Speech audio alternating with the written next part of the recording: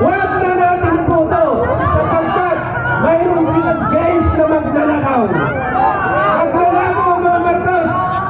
Walang yayan. Subok na! Tarantado ka, Marcos. Ukinilan, Marcos. Tarantado ka. Ukinilan, Marcos. Tarantado ka.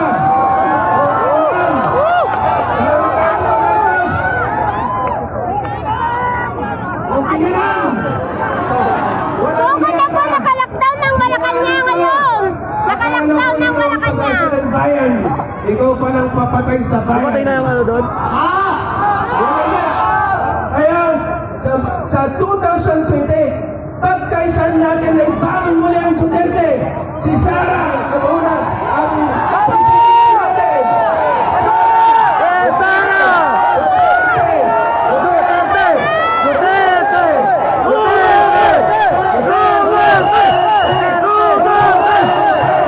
Duterte!